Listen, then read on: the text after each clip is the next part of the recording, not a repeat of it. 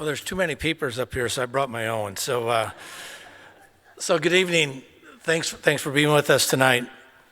As I start my remarks, I really want to start with three thank yous. First, to the Chamber for this humbling recognition. So thank you very much. To John Weinberg, the introduction, as well as all the other cohorts that you had in the conspiracy here, right? Third, a big thank you to my family, which is huge.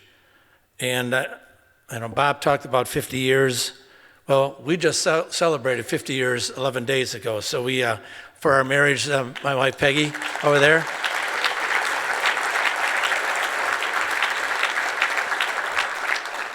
So I'd like to congratulate the other honorees tonight. Some really strong people up here, really an inspiration to all of us. So just let me take a few minutes to talk about work history and then talk about how we can make the Fox Cities a little better working with the nonprofits. So my 34-year run at Miller Electric started in 1981. So I lied. I'm going to talk about a fourth thank you. The fourth thank you really goes to the men and women of Miller Electric.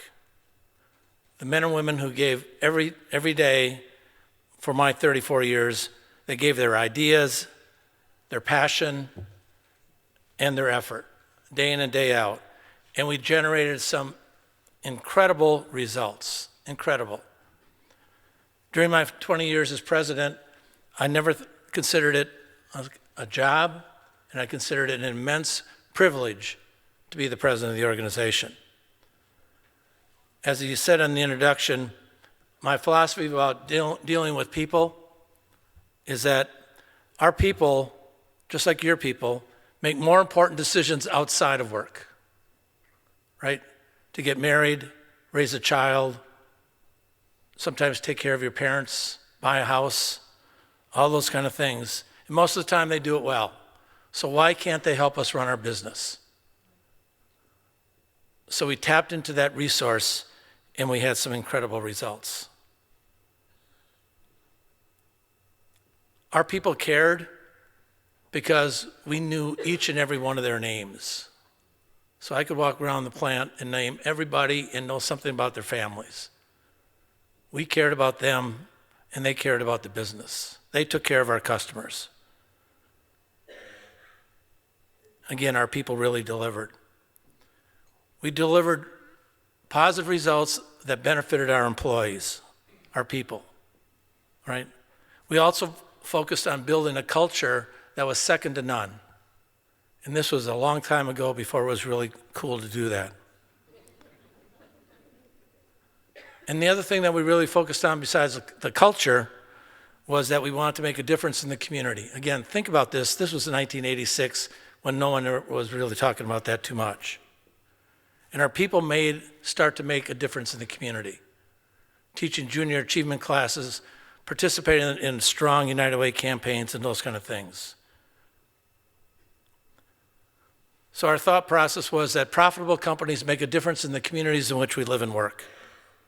And our people became really active in the community. So after 34 years, retired in 2015, I wanted to try something different. And I launched my own business, Mike Weller and Associates.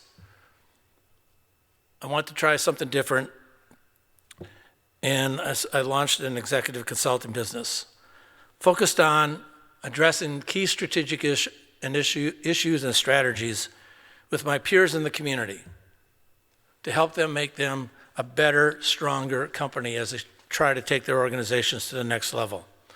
And frankly, I haven't made a sales call in the 9 years I've been in business. These are all referrals and satisfied people recommending me on. And it's really rewarding to see other companies start to get stronger, grow better, because we need strong companies in this valley. But sometimes we also get lucky by the people that influenced us in our lives. So let me just talk real quickly about four. First two are pretty easy. My parents. My parents didn't have much, but they were always sharing and always doing mission work at our church in Chilton. The reason why they did mission work so much, because I had a brother who's a Capuchin priest. For 47 years, he was a missionary, taking care of poor people in Nicaragua, Panama, Saudi Arabia, and in Israel, in Jerusalem. You talk about somebody that gives everything, it's him, right? It's him. The fourth person that really helped me was Mrs. Miller, the co-founder of Miller Electric. That was started in 1929, right? You want to start off against the odds? Start a company in the Depression, right? But Mrs. Miller was phenomenal. She taught me about a couple things. One was how to take care of your people that worked in your organization, how to take care of your customers, and how to make a difference in the communities in which we live and work. I couldn't have had better people helping me along the way. There was a lot of other people, but those are the four that really stand out. And it's key that we use the talents that God gives us, right? What do? And I learned something from my friends at Community First when we started talking about one word, right? I never could get down to the one word. So I flunked that class real quickly. So it was always about making a difference, making an impact. I could never choose between the two.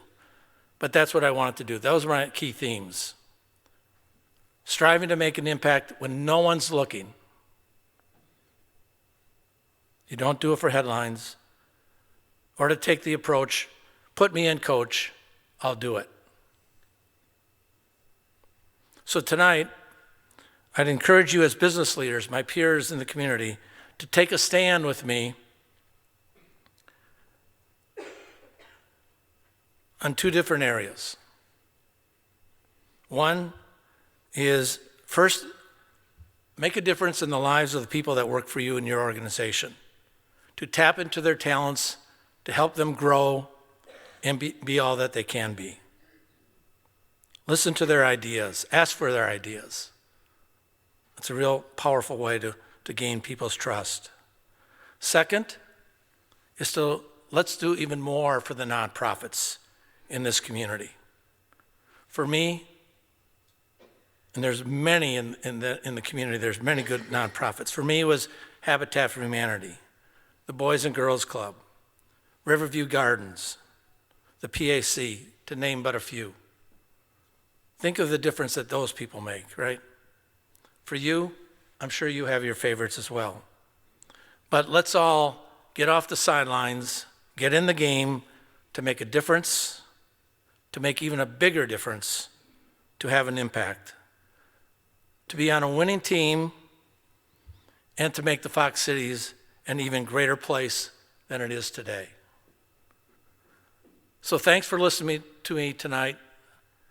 Again, congratulations to the other award winners, because you make a difference. But for anybody that wants to talk about their business, I'd be happy to listen, happy to help.